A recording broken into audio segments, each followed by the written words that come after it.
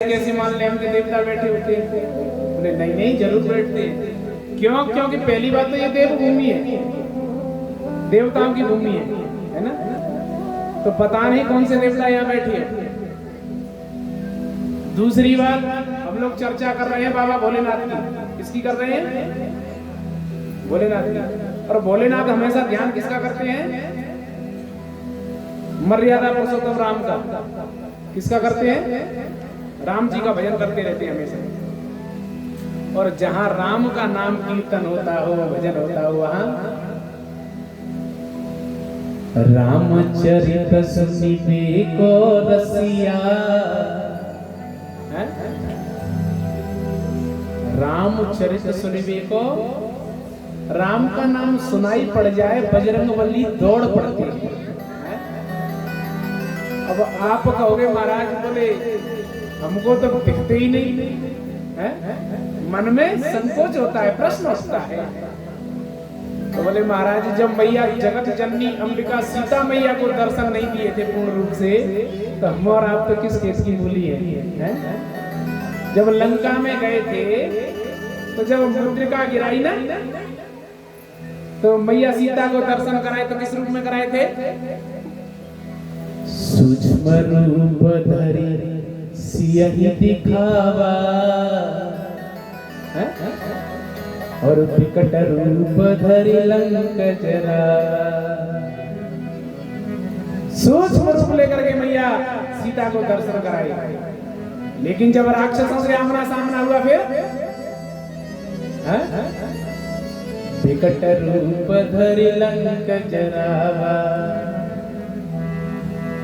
तो पता नहीं है किस रूप में वीर बजरंगबली बैठी हो, ना जाने किस रूप में नारायण मिल जाए, पता नहीं किस रूप में बैठी हो।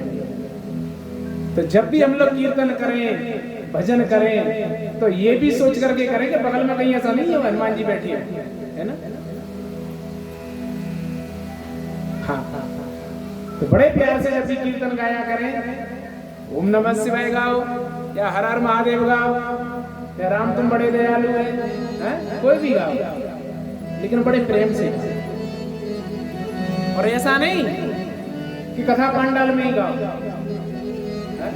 घर पे भी गाओ, सुबह भी गाओ, शाम को भी गाओ।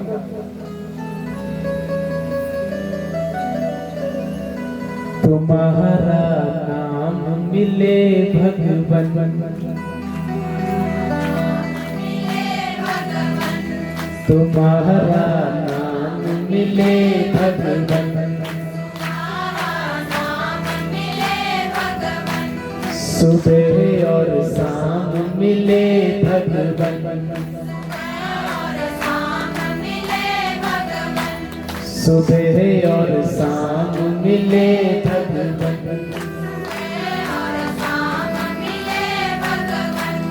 भक्ति का दान मिले भगवन, राम तुम बड़े दयालु हो, नाथ तुम बड़े कृपालु हो,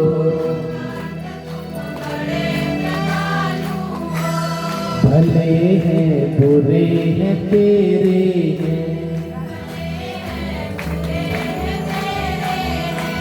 तेरी माया के घेरे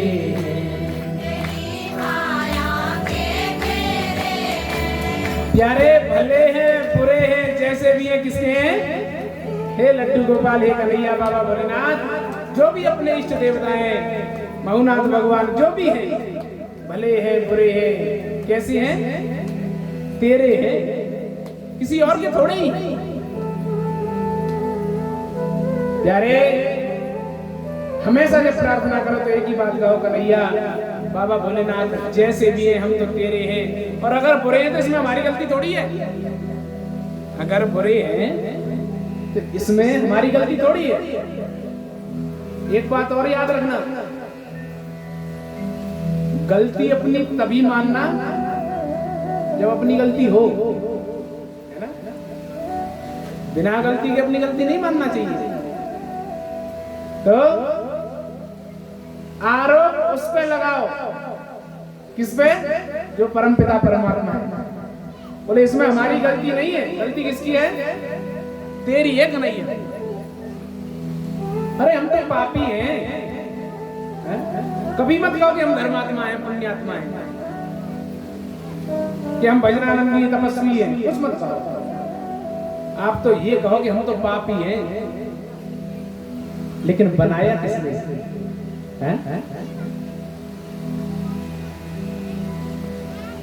गजब का दावा है पापियों का, अजीब जिद पर मचल रहे हैं। कौन सी जिद पे?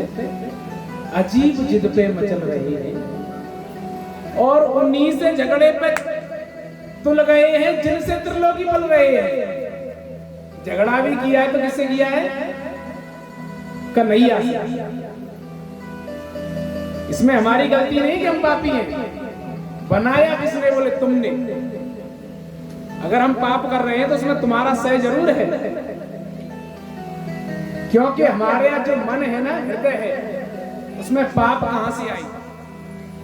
अगर आप आते तो पाप नहीं आते, आप नहीं आए तो पाप आए। अगर किसी का खाली मकान हो, उस पर हर कोई कब्जा करने की सोचता है? लेकिन अगर किसी का मकान भरा हुआ हो तो उसमें कोई नहीं जाता। हमारा हृदय खाली था तो पाप प्रवेश कर गया। आप होते तो पाप नहीं। आरोप लगाया तो किस पे लगाया? त्रिलोकीनाथ। गजब का दावा है पापियों का, अजीब जिद पर मचल रहे हैं। उन्हीं से झगड़े पे तुल गए हैं जिनसे त्रिलोकी पल रही है। तुम्हारा प्रण है कि पाप हर ले। कन्हैया क्या कहते हैं कि जहां भी पाप होता है मैं उस पाप को हर लेता हूं। तुम्हारा प्रण है कि पाप हर ले, हमारा प्रण है कि पाप कर ले।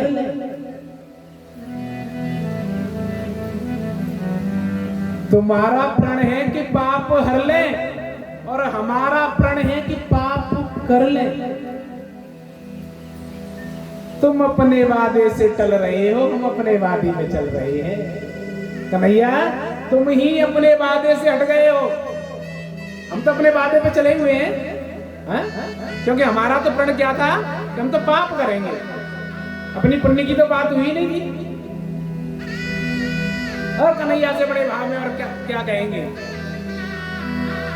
सबरी गीत निषाद निशाचर जो हरि दरबार गए, वह सब छोटे पापी थे जिनको तुम पल भर में तार गए।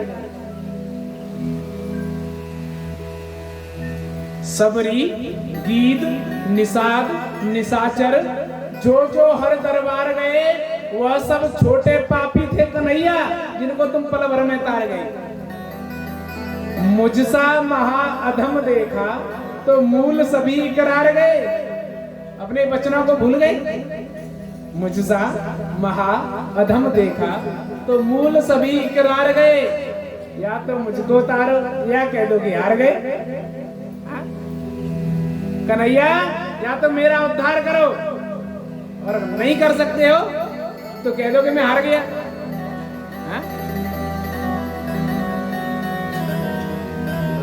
यारे भक्ति में पागलपन होना बड़ा जरूरी है ना। होशियार लोगों को भगवान नहीं मिलते, क्योंकि वो तो खुद ही भगवान है, खुद ही होशियार है। जो पागल होते हैं ना, उनको परमात्मा बहुत जल्दी मिलती है। कल आपने कथा में श्रवण किया था, भोजनानंदी को भगवान मिल गए लेकिन गुरु जी को भगवान नहीं मिले। कर्माबाई को भगवान मिल गए लेकिन बाबा को भगवान नहीं मिले। जो अष्टयाम सेवा करते थे, 8 बार सेवा करते थे, लेकिन उनको भगवान नहीं मिले। प्यारे भगवान भी उन्हीं को मिलते हैं जो पागल होते हैं। और प्यारे एक बात और बताएं आपको, ये जो अपनी सदियाना में कथा चल रही है ना, यहाँ भी सब पागल बैठे हैं, क्योंकि होशियार लोग तो नोट बनाने में और गिनने में लगे हैं। इतने थे इतने हो जाएं, इतने थे इतने हो जाएं, इतने थे इतने खर्च हो गए।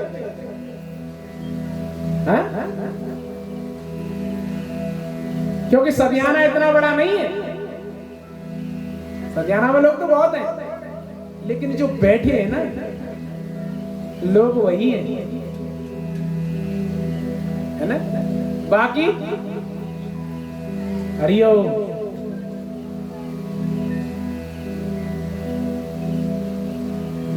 प्यारे, जीवन में पागलपन होना बहुत जरूरी है। और एक बात याद रखना, दोस्ती और प्रेम भी पागलों से ही करना, क्योंकि होशियार दोस्त कभी काम नहीं आते। पागलों की दुनिया में कई लोग कहते बोले महाराज तुम भी पागल हो गए हो क्या? तो हल्के फुल्के तो हम भी हैं, है ना। क्योंकि पागलों की दुनिया में पागल ही रहते हैं। हमें पागल ही रहने दो, हम तो पागल ही अच्छे हैं। हमको होशियार बनने की जरूरत है ही नहीं, क्योंकि होशियार कौन है पता है?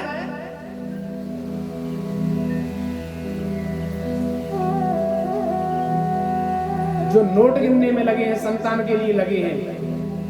देख लिया दुनिया का नजारा, नाती के हमें और नाती हमारा।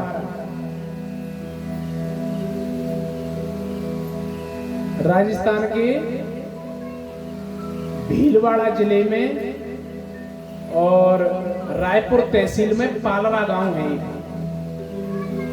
राजस्थान के भीलवाड़ा डिस्ट्रिक्ट में रायपुर तहसील में पालरा गांव है। वहां हमारी कथा चल रही थी। तो वहां कथा चल रही थी, वो कथा आपको बताएं। वो चल रही थी कि जब हम पहली बार सदियाना आए थे ना, उसके जस्ट बाद वो प्रोग्राम था हमारा। तो वहां गए, तो वहां सुबह 4 बजे हमने देखा कुछ शोर हो रहा है। तो हमने खिड़की खोल करके देखा तो बाहर एक मैया अपने ससुर को ताने मार रही है और अपनी सहेली से कह रही है इस बार बड़ी कड़ाके की ठंड पड़ी, बड़े बड़े बुजुर्ग चले गए,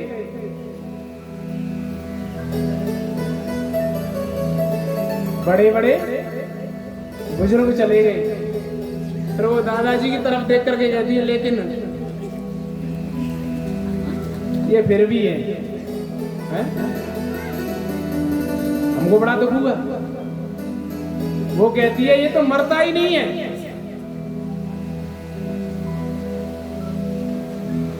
बहुत उल्टा सीधा कह रही थी सुबह सुबह। हमने तो अपने कान बंद किए, दिन खराब हो गया। हमने कहा आज दूसरा दिन कथा का हुआ तो कथा में हमने दादाजी को बुलाया। दादाजी आप बड़े परेशान हैं। गुरुजी ये बात तो सत्य है। उन्होंने कहा जब घर से इतना तिरस्कार हो रहा है, चलो वृंदावन। सत्य कहते हो गुरुजी, वृंदावन में चलूंगा, आपके साथ ही चलूंगा। अब मुझे भी नहीं रहना इस घर में।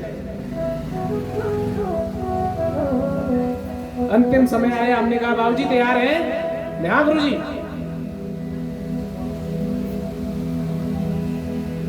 बाबूजी को हमने अपनी गाड़ी में पीछे बिठाया और रेलवे स्टेशन पहुंचे भीलवाड़ा।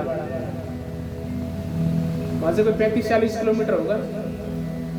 वहां पहुंच करके हमने देखा कि वो बाबूजी दुखी है। हमने पूछा क्या हुआ बाबूजी? तब वो दादाजी कहते हैं, बोले गुरुजी मैं कहाँ जा रहा हूँ? हमने कहा वृंदावन। बोले गुरुजी मैंने अपने जीवन में इतनी मेहनत की, बच्चों को पढ़ाया लिखाया, फिर बच्चों की शादी की, बहू थोड़ी खराब आ गई। वो सब तो ठीक है गुरुजी, लेकिन मैं वृंदावन तो चलता, लेकिन मुझे अपने नाती की याद आ रही है। जब वो तोतले मुंह से बाबा बाबा कहता ना, बड़ा अच्छा अच्छा।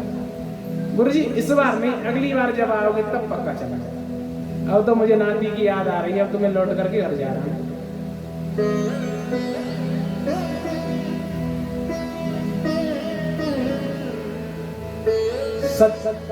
त्याग नहीं कर सके जीवन में, सच्चा त्याग कबीर का जो मन से दिया। हमने कहा बाबूजी देख लिया दुनिया का नजारा, ना हम किसी के ना कोई हमारा, कोई संसार में किसी का नहीं है। दादाजी कहने लगे गुरुजी बात सत्य है, देख लिया दुनिया का नजारा, नाती के हमें और नाती हमारा। लौट करके चली जाए। परिवर्तन जीवन में नहीं ला सकते प्यारे। ये होशियार थे इसलिए लौट करके चले गए, पागल होते तो वृंदावन ही आ जाते। किसके चक्कर में पड़ना? पागल भी कई तरीका के होते हैं, ऐसा नहीं पागलों की एक कैटेगरी नहीं होती। कोई पागल है धन दौलत का, कोई पागल बेटा नारी का, कोई पागल है धन दौलत का, कोई पागल बेटा नारी का, और सच्चा पागल वो ही है जो पागल भोला भंडारी का है? सच्चा पागल कौन है? जो पागल बांके बिहारी का। प्यारे पागल बनना है तो ऐसा बनो कि लोग याद करें। इस पागल बाबा की कथा आप लोगों ने श्रवण की होगी, पहले भी हमने सुनाई है कई बार। जो लोग श्रीधाम वृंदावन में पागल बाबा का मंदिर है, किस किस ने देखा है? हाथ उठाओ।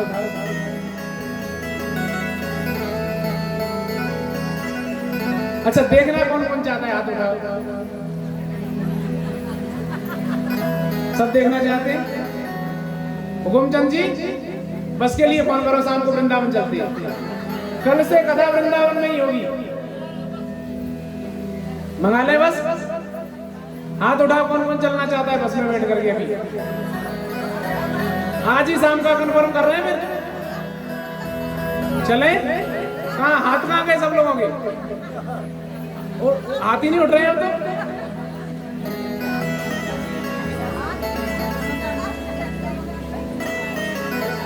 माया मरी न मन मरा और मर मर गया शरीर, आशा तृष्णा ना मरी कह गए दास कबीर। लेकिन बोले गुरु जी चलते तो सही, लेकिन घर पे नई बहू आई है, उसकी देखभाल कौन करेगा? शाम को दादाजी घर से ड्यूटी से घर आएंगे, उनको फुल्का कौन खिलाएगा?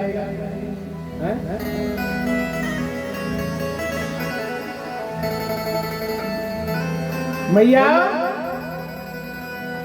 ये हमारी गारंटी है, दादाजी भूखे नहीं सोएंगे। आप तो वृंदावन चलो।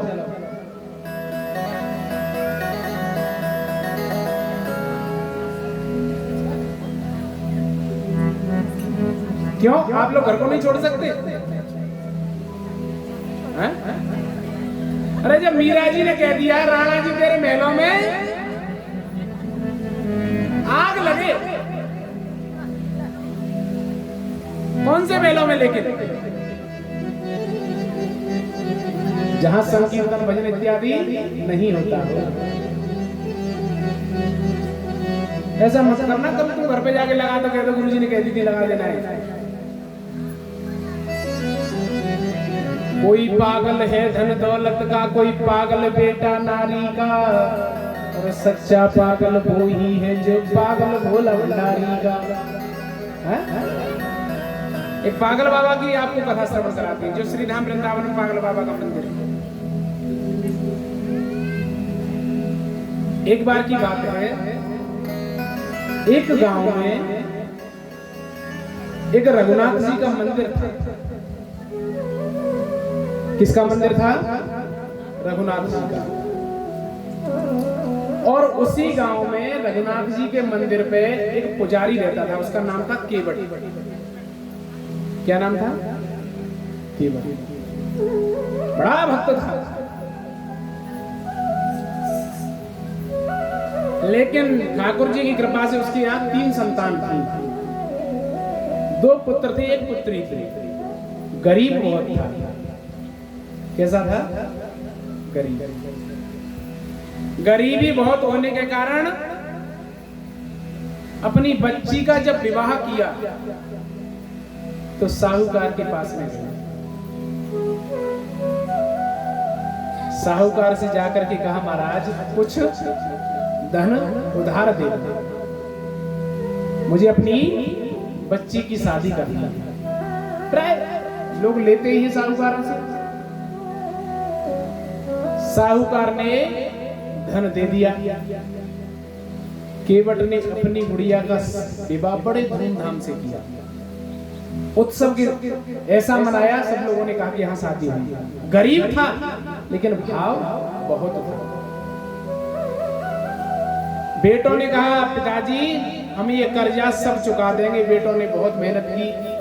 अंत में बेटों ने पिताजी को लाकर के धन दिया, केवट को लाकर के धन दिया। केवट ने वह धन ले जाकर के साहूकार को दिया। अब साहूकार को धन प्राप्त हुआ।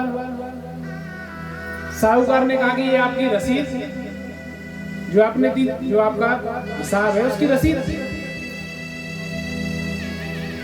केवट ने हाथ जोड़ करके कहा, महाराज मैं पढ़ा लिखा नहीं हूं, मैं नहीं जानता हूं इस रसीद के बारे में क्या है इसमें।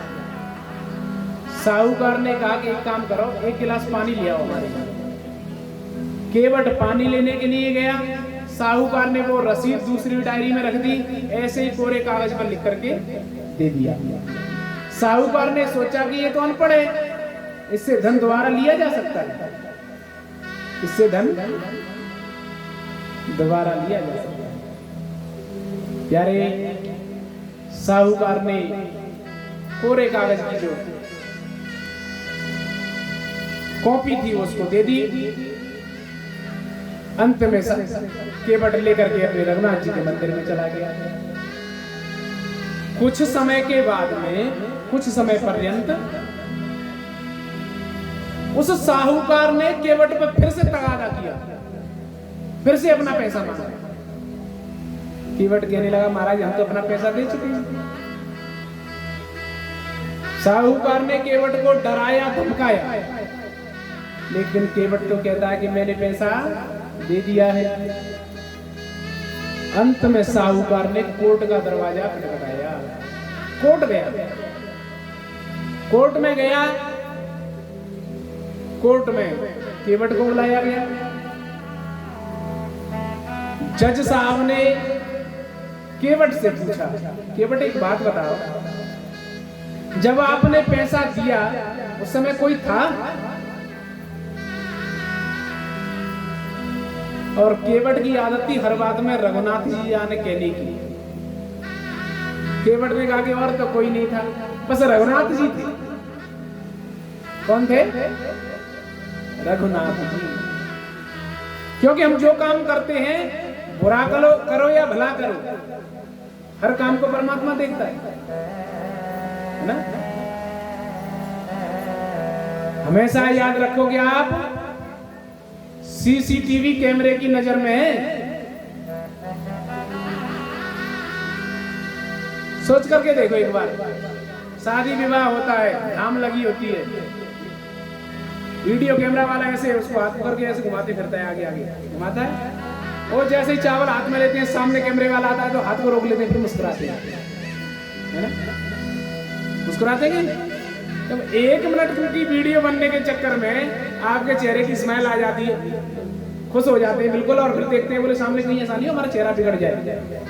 एक चेहरा बिगड़ने के चक्कर में और आप उसको हाथ को ही रोक देते हो।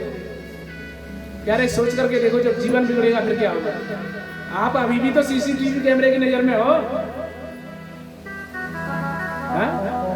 और प्यारे चेहरा बिगड़ा तो कोई बात नहीं, कैरेक्टर बिगड़ गया ना तो सब बिगड़ गया।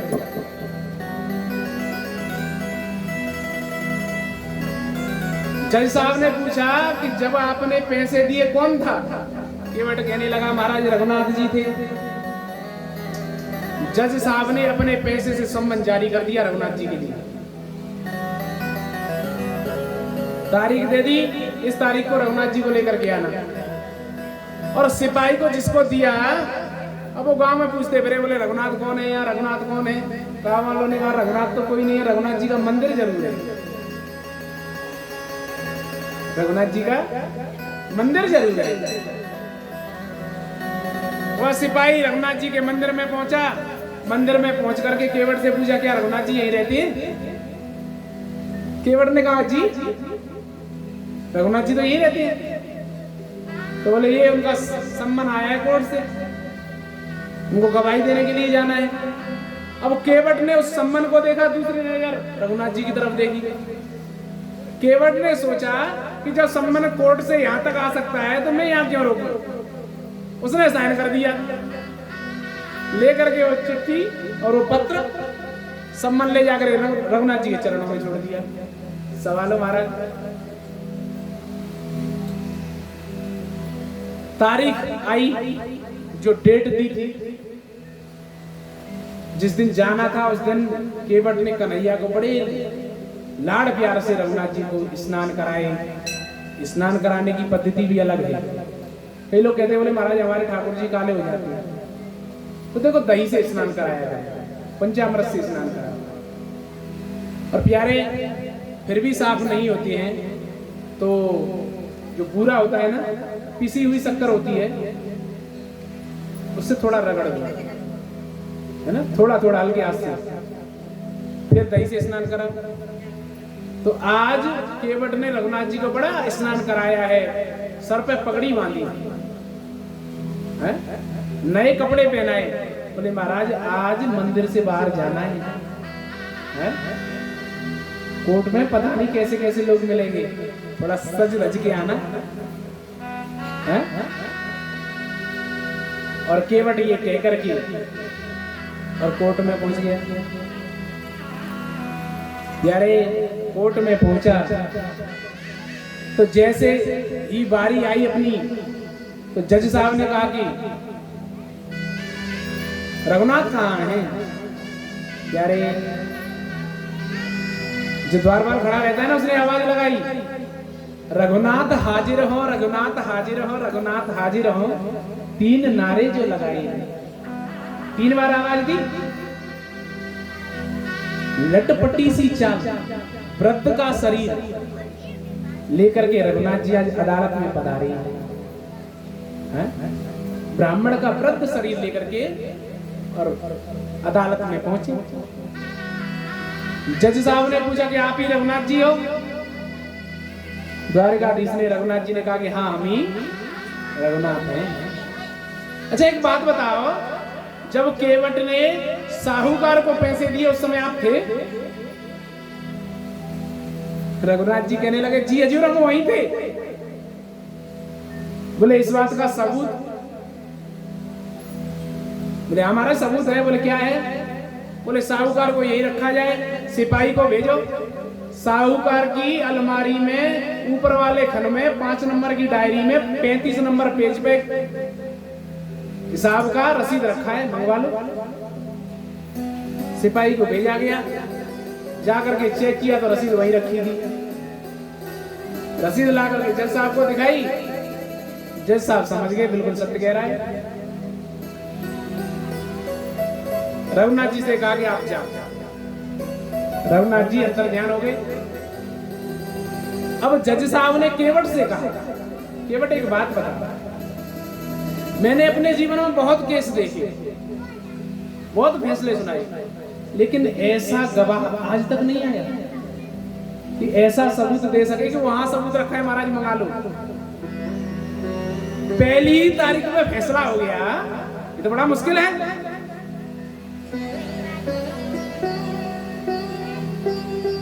कौन थे रघुनाथ जी? कहां रहते हैं?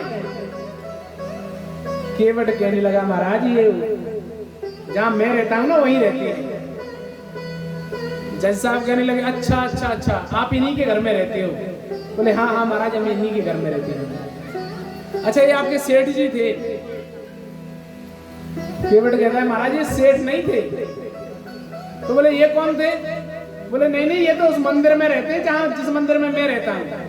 अच्छा अच्छा अच्छा ये उस मंदिर के पुजारी थे? बोले नहीं नहीं महाराज पुजारी मैं हूं। तो बोले फिर ये कौन थे?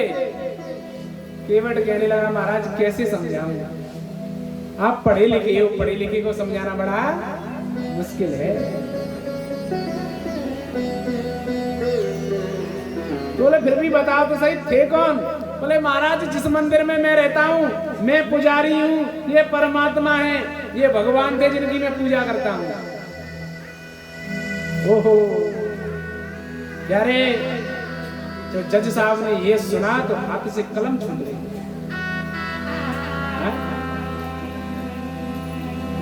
बड़ा सुंदर भाव है प्यारे। जज साहब रोने लगे। आज परमपिता परमात्मा मेरी अदालत में है? आज परमपिता परमात्मा मेरी अदालत में, जिसकी अदालत में देवता भी जन्म जन्मांतर भजन करते तब पहुंच पाते हैं, तो आज वह मेरी अदालत में आया। ये मेरा, अब इसको मैं सुख समझूं या दुख समझूं? जज साहब बहुत रोए।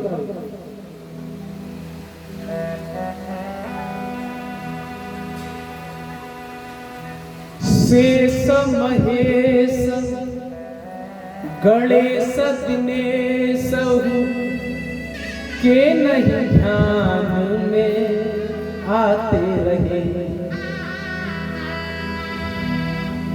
सो ही विनीत अदालत में केवटा के गवाह कहते रहे।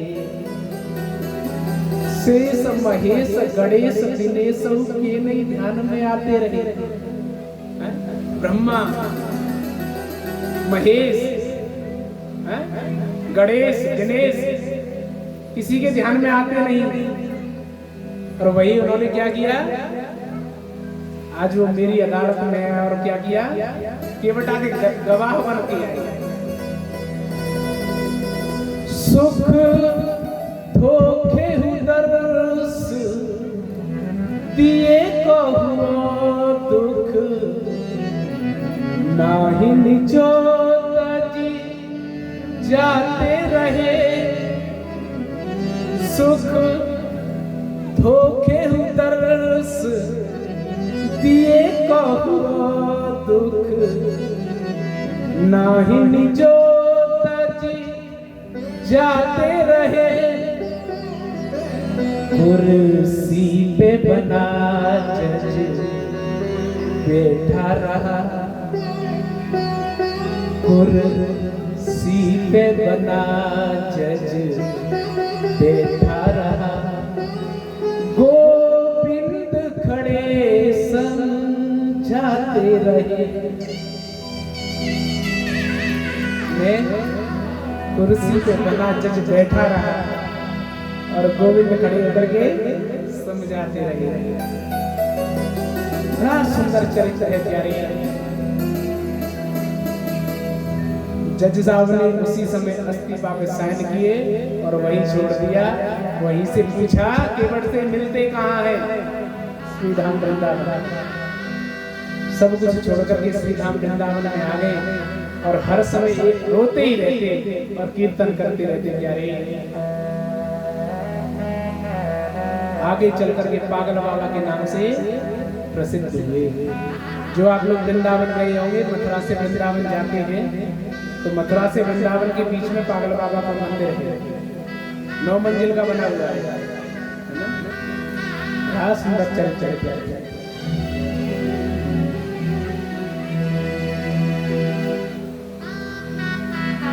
ये भी प्रेम है।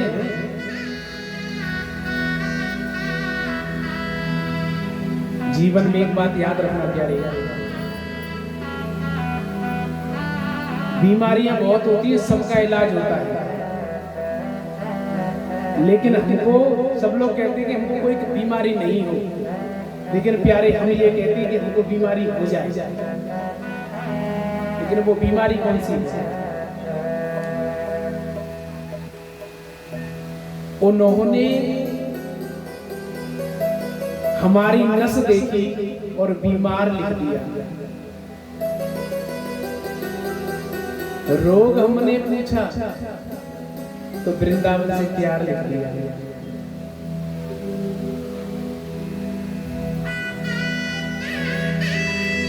कर्जदार रहेंगे उम्र भर हम उस वैद्य के, उस हकीम के, कर्जदार रहेंगे उम्र भर हम उस वैद्य के, उस हकीम के, जिन्होंने दवा में श्री राधा नाम लिखी। बीमारी कैसी होनी चाहिए संजीव भाई? बीमारी कैसी होनी चाहिए? जिसका कोई और इलाज ना हो, इलाज हो तो कौन सा? राधा नाम। और प्यारे, लेकिन एक बात और है, जिनको ये बीमारी होती है ना, उनको संसार के लोग परेशान बहुत करते हैं, बहुत दुख मिलता है जीवन में प्यारे। जो भक्ति की राह पे चलता है ना, बड़ा परेशान होता है।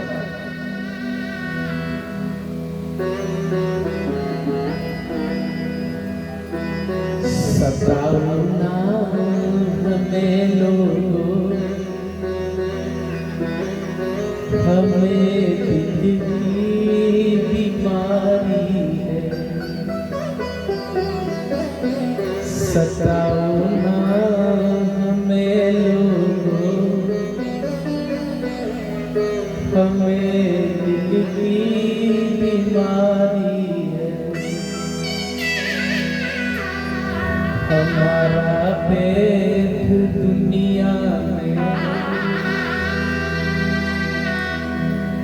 हमारा पेट दुनिया में, गोवा के बिहारी है, सताओ ना हमें लोगों,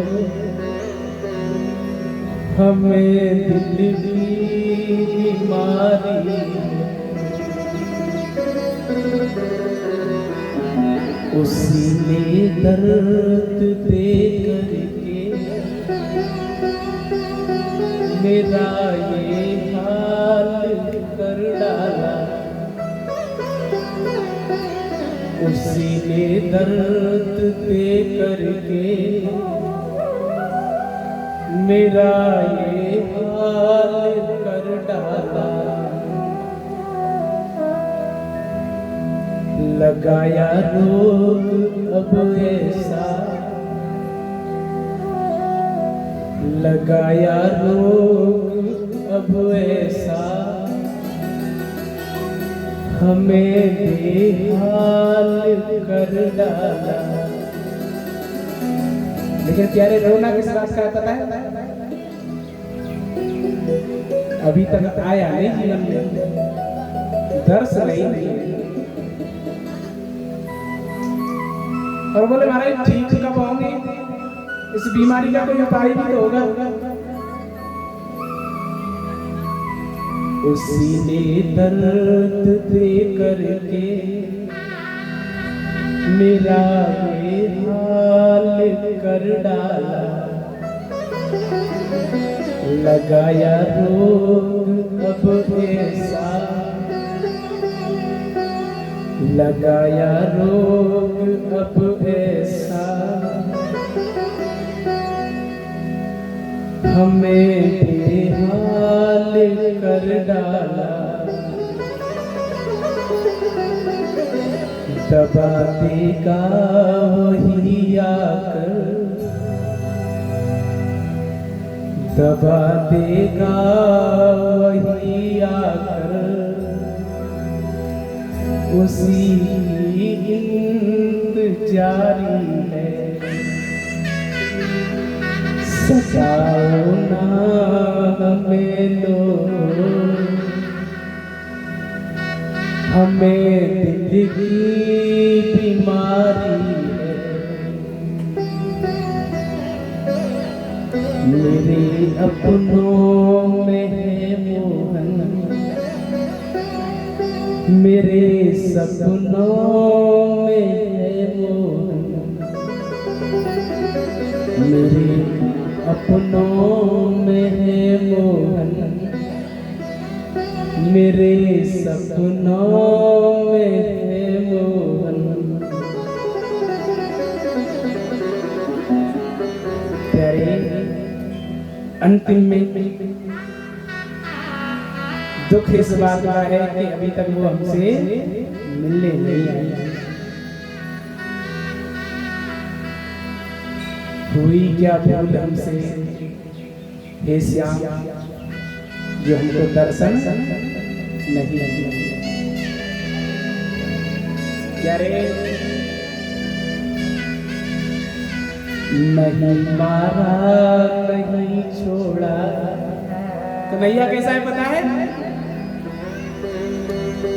नहीं मारा नहीं छोड़ा,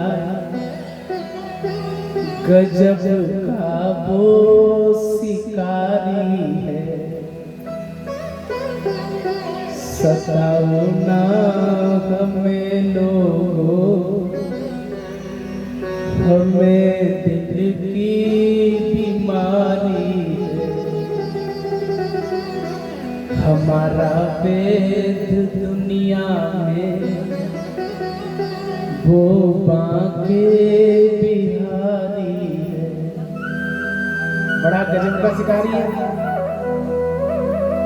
एक बार नजरों से नजरें मिल जाए ना, उसे वो कहीं का नहीं छोड़ता। अब ब्रजराज से नाता जुड़ा जब है, तो क्या जग की परवाह करे, बस याद में उनकी रोते रहे, निरंतर अश्रु प्रवाह करे, जितना वो दूर भगे हमसे, उतनी दूनी हम चाह करें, जितना वो दूर भगे हमसे, उतनी दूनी हम चाह करें। क्या अद्भुत सुख इस प्रेम में है, हम आह करें वो आह करें। एक बात और याद रखना, क्या रे, अगर रोना है ना उसी के सामने रोना, संसार के सामने रोगे ना हंसी उड़ाएगी, रोना है तो इसके सामने रोना, लड्डू गोपाल की कन्हैया।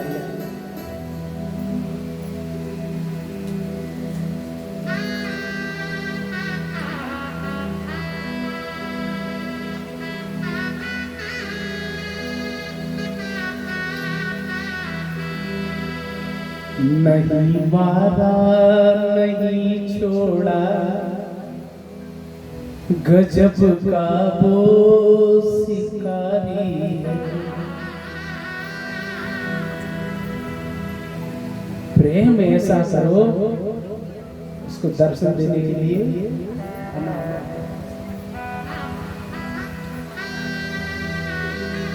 कहीं जाने की जरूरत नहीं है। सच्चा प्रेम हुआ तो कन्हैया वहीं है, क्योंकि हमने सुना है कन्हैया कि सबरी ने तुमसे प्रेम किया तो तुम सबरी के घर गए, विदुरानी ने तुमसे प्रेम किया तुम विदुरानी के घर गए। तो क्या कन्हैया हमने तुमसे प्रेम नहीं किया जो आप हमारे घर नहीं गए? एक गोपी दूसरी गोपी से कहती है, बोले गोपी क्या तेरे जीवन में कन्हैया कभी नहीं आए? तूने कभी दर्शन नहीं किया? गोपी मना कर देती है। दूसरी गोपी यदि चिंता मत कर, वो आता होगा।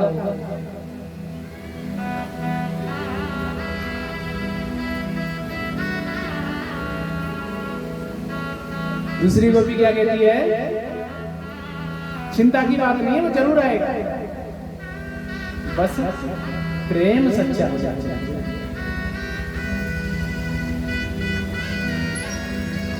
वृंदावन में महात्मा जी थे। श्री धाम वृंदावन में करील के वृक्ष बहुत है। किसके? करील के। करील जानते हैं आप लोग? नहीं जानते? आपको एक बात और बताएं, करील के वृक्ष ओनली वृंदावन में ही और ब्रज में ही पाए जाते, बाहर कहीं नहीं मिलते। हमने अपने भारतवर्ष का ऐसा कोई राज्य नहीं जहां हम लोग नहीं गए, उनको कहीं नहीं मिले। आज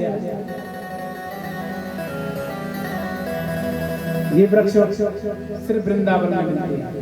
उनको कहते हैं, करील में होते कांटे होते हैं, कांटे है ना, करील के वृक्ष। तो लोग कहते हैं, बोले महाराज वृंदावन में और ब्रज में करील के ही वृक्ष क्यों हैं? तो भक्त कहते हैं, महाराज इसलिए है क्योंकि करील के वृक्ष में एक बार वस्त्र फंसा तो फिर निकलता नहीं। वृंदावन में एक बार दिल लगा, मन फंसा तो फिर निकलता नहीं।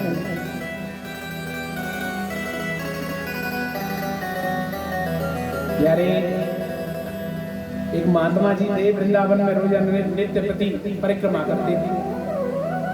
एक दिन क्या हुआ, उनकी जो बाल थे ना, जिनको लट बोलते हैं, वो एक करील के वृक्ष में फंस गए।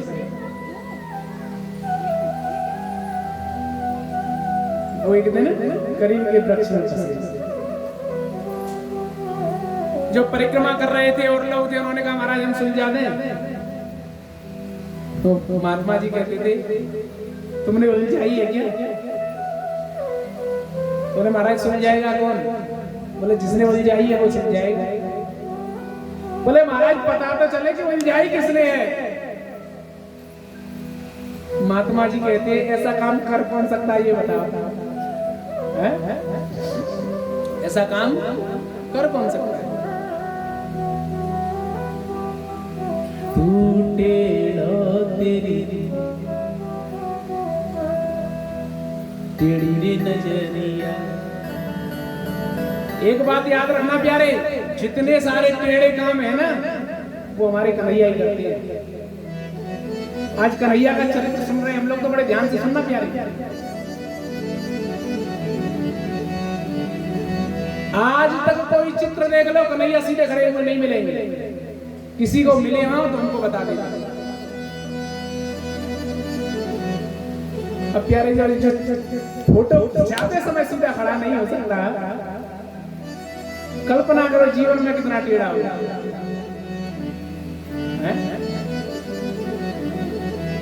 महात्मा जी कहते हैं कि ऐसे काम तो कन्हैया ही कर सकते हैं, क्योंकि उसके सारे काम टेढ़े ही रहते हैं।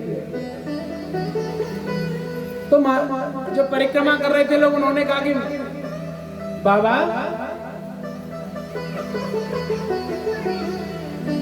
तुम कहो तो हम सुलझा दें लटों को। बोले नहीं नहीं, अब तो कन्हैया ही सुलझाए। बोले महाराज फिर रो क्यों रहे हो? कन्हैया जब आएंगे सुलझा देंगे। बोले रो तो मैं इसलिए रहा हूं कि इन बालों को उलझे हुए आज 1 महीना हो गया। कितना समय हो गया? तो बोले महाराज अब छोड़ो आस कपास की, लेव बनोरे मोल, ब्रज में कहते हैं। बोले महाराज अब कन्हैया की आस छोड़ दो, अब तो खुद ही सुलझा लो या किसी पे सुलझवा लो। बोले नहीं नहीं। तो बोले फिर रो क्यों रहे हो? बोले मुझे दुख इस बात का है कि कन्हैया नहीं आया तो कोई बात नहीं, लेकिन सुभान दुलारी को तो आना चाहिए। वो तो निष्ठुर है, मुझे पता है। कन्हैया निष्ठुर है, जिसने भी उससे प्रेम किया है सुखी नहीं रहा। लेकिन रसभान दुलारी राधा रानी, उनको तो मेरे ऊपर कृपा करनी चाहिए थी। यारे ऐसा कह ही रहे थे कि वहां से रसभान दुलारी का निकलना हुआ, उन्होंने अपना नाम सुना। तो राधा रानी ने कहा कि बाबा मैं आपकी लट सुलझा देती हूँ, मैं आपकी लट सुलझा देती हूँ। बाबा कहने लगे, महात्मा जी कहने लगे, तुमने उलझाई है क्या? बोले नहीं बाबा, उलझाई तो नहीं है, लेकिन जिसने उलझाई है ना वो भी तो अपना ही है। बोले नहीं। महात्मा जी ने पूछा कि तुम सुलझाने वाली हो कौन, तुम्हारा नाम क्या है? राधा रानी ने कहा मैं हूं रसभान दुलारी।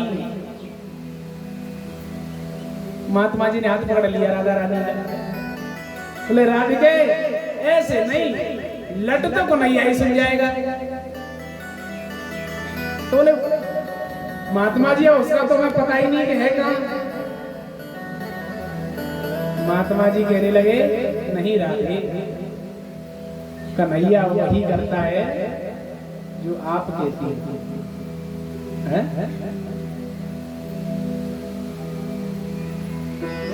क्योंकि वृंदावन में हुक्म चले बरसाने वाली का, किसका हुक्म चलता है?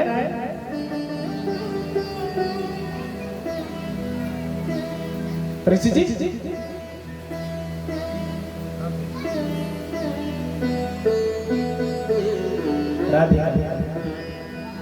जिस प्रकार से परीक्षित जी आपके घर में मैया का चलता है ना, उसी प्रकार से वृंदावन में राधा रानी का चलता है ना। वहां भी दबदबा वही है। और प्यारे वृंदावन की भी महिमा बड़ी विचित्र है।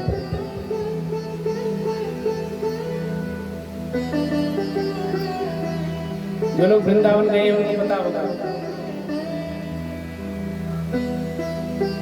हर दीवाल ऐसी कोई दीवाल नहीं जिस पर राधे लिखा ना हो, ऐसा कोई वृक्ष नहीं जिस पर राधे राधे लिखा ना हो। यहाँ हम लोग हॉर्न लगाते हैं ना, वहाँ हॉर्न नहीं लगाते, वहाँ क्या करते हैं? राधे राधे, सामने वाला समझ लेता है पीछे से कोई है, वहाँ हॉर्न कोई नहीं बजाता। किसी व्यक्ति को आगे निकलना हो परिक्रमा में भी तो भी कहेगा राधे।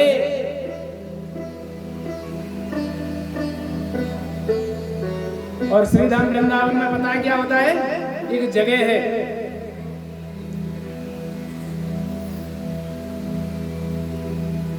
कौन सी?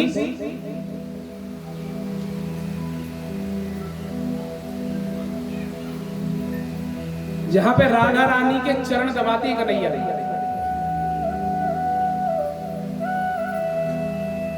जरा चलकर वृंदावन देखो, श्याम चरण दबाते मिलेंगे, श्याम झूला झूलाते मिलेंगे। और झूला कौन झूल रहा है? राधिका। बड़ा सुंदर चरित्र है प्यारे। वृंदावन का तो चरित्र ही अलग है। वृंदावन के बारे में चर्चा करें ना, अगला श्रावण आ जाएगा 1 साल बाद।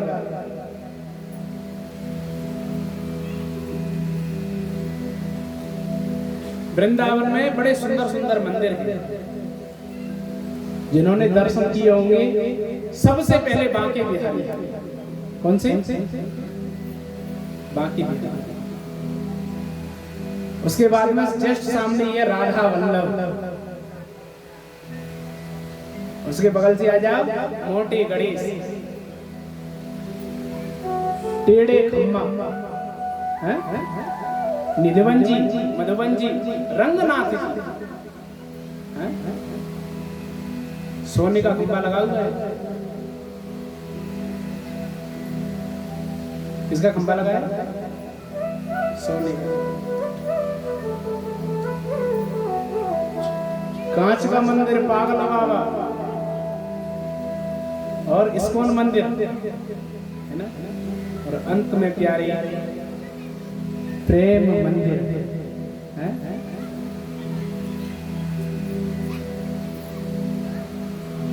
प्रेम मंदिर के दर्शन किसी ने किए?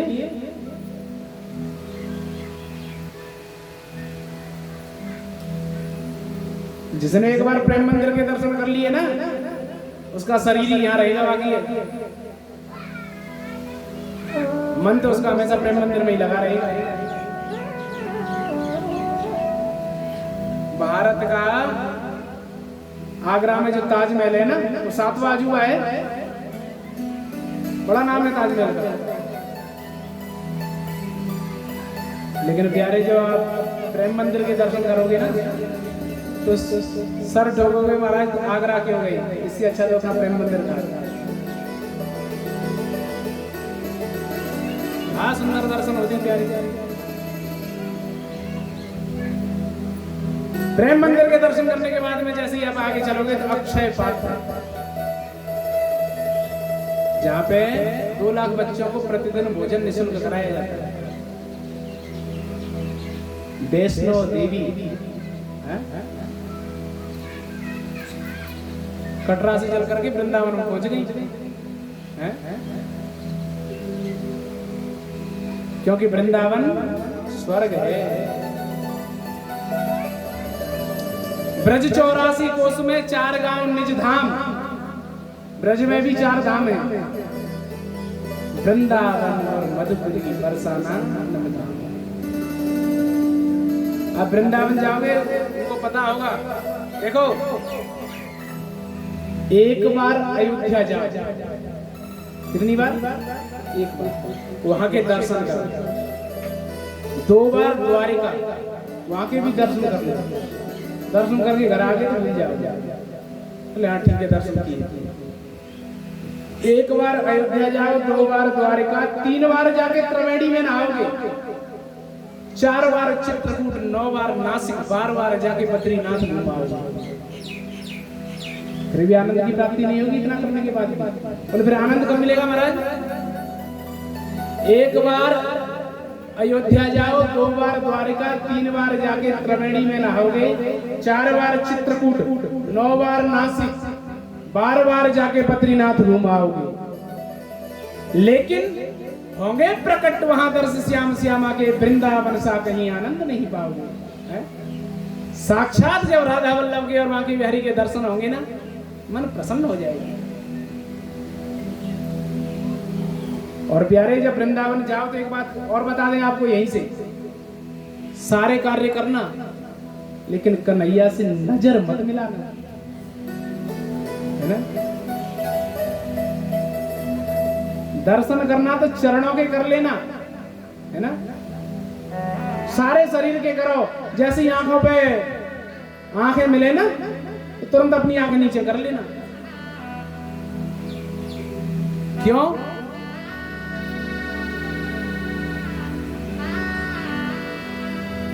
गजब का जादूगर है? एक बार नजर से नजर मिली ना,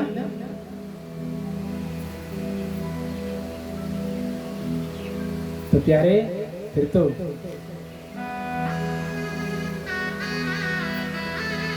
वृंदावन से आने का तो छोड़ो, तुम मंदिर से बाहर निकलना मुश्किल हो जाएगा। बोले महाराज एक बात बताओ, क्या कोई ऐसा भी है अंधा व्यक्ति हो उसकी भी नजरें मिल सकती हैं? क्या कोई अंधे व्यक्ति की भी नजरें मिल सकती हैं? बोले महाराज एक महात्मा ऐसे भी थे, अंधे थे जन्म से, नाम था सूरदास। क्या नाम था? तो सूरदास जी यमुना जी के घाट पे बैठ करके और पद कहा करते थे कन्हैया के, है ना। अगर पीतांबर लगाया है तो वो वहां सुनाते थे। जितने भी पंडा पुजारी थे सब लोग सुनते थे। सब लोग कहते थे सूरदास जी बिल्कुल अंधे हैं, तो इनको पता कैसे चलता है कन्हैया क्या पहनते हैं?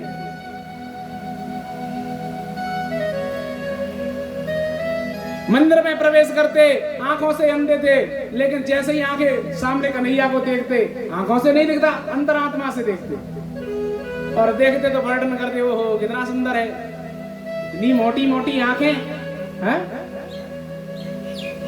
और हीरा लगा हुआ है और मुकुट लगाए हैं, इतने सुंदर वस्त्र पहने हैं। पुजारी कहते कि सूरदास जी ऐसा तो नहीं झूठ बोलते हो, हैं? सूरदास जी का परिचय करने के लिए, सूरदास जी की परीक्षा करने के लिए क्या किया, एक दिन बांके बिहारी को कपड़े ही नहीं पहनाए, हैं? क्या किया, कपड़े ही नहीं पहनाया, सूरदास जी को ले गए। सूरदास जी देख करके लौट आए। सूरदास जी ने पूछा बता, अरे नहीं नहीं कुछ नहीं बताएंगे। मंदिर से बाहर आ गए, अरे नहीं नहीं बताना पड़ेगा, क्या पहना है, कैसा सुंदर चरित्र है उनका, बताओ तो सही। सूरदास जी ने मना कर दिया, उनका वर्णन आज नहीं करेंगे। बोले फिर भी बताओ तो सही, कैसा स्वरूप, कैसा है कन्हैया का। सूरदास जी कहते हैं, आज हरि देखे नंगम नंगा, आज तो कन्हैया को हमने नंगा ही देखा।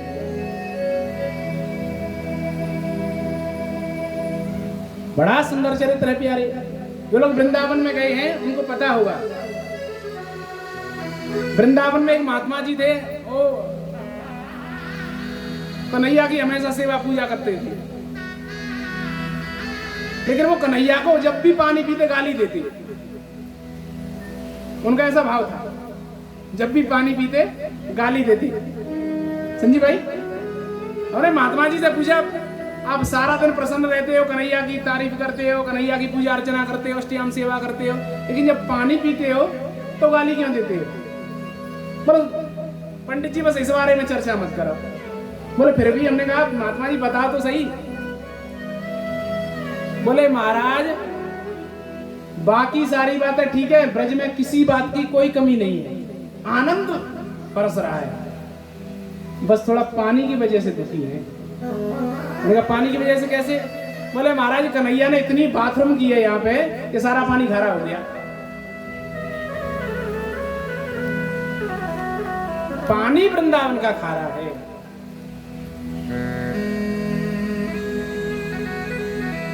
वृंदावन में किसी चीज की कमी नहीं है कोई। भक्त तो हमेशा एक ही बात कहते हैं, बंदर बनाओ तो बनाओ श्री वृंदावन को, छीन छीन हर भक्तन से खूब खूब खाऊंगा। बोले महाराज नहीं मिलेगा कोई बात नहीं, बंदर बना दोगे ना तो छीन करके खा लेंगे। आप लोग जाते हैं वृंदावन गए होंगे, चश्मा उतार के ले जाती है। अब आप लोग सोच रहे होंगे देती कैसी है, बढ़िया फ्रूटी पिलाओ। आपका चश्मा ये रखा है, फ्रूटी को लेकर के आराम से चला जाएगा, मोबाइल ले जाएगा। अब वो समय गया जब पूड़ी परांठे डाल करके चश्मा लौटा देते थे, समय बदल गया है? भिक्षुक बनाओ तो बनाओ श्री वृंदावन को, मांग मांग हरि भक्तन से खूब खूब खाऊंगा। हे कन्हैया भिक्षुक ही बनाना तो कहां का बनाना? श्रीधाम वृंदावन का। और प्यारे मोर जो बनाओ तो बनाओ श्री वृंदावन को, नाच नाच हरि भक्तन को बहुत ही ले जाऊंगा। जो भी बनाना प्यारे, कहां का बनाना?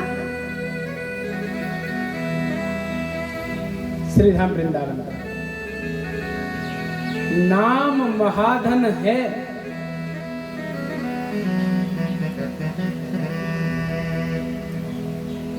प्यारे ये जो राधा नाम है ना, ये धन नहीं महाधन है, यही पूंजी है। नाम महाधन है अपनो, नहीं दूसरी संपत्ति और कमानी, छोड़ अटारी अटा जगती, हमको कुटिया ब्रज माही बनानी। और टूक मिले रसिकों के सदा, और पीवन को जमुना जल पानी। टूक मिले रसिकों के सदा, और पीवन को जमुना जल पानी, हमें और न की परवाह नहीं अपनी ठकुरानी श्री। लाइट क्यों गई है पता है? क्योंकि आप लोग बोल ही नहीं रहे हो। अपनी ठकुरानी श्री राधिका रानी।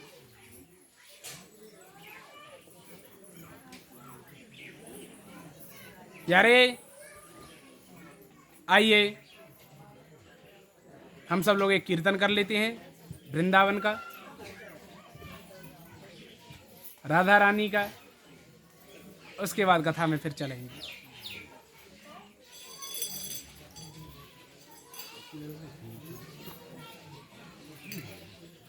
श्री राधे राधे गोविंद गो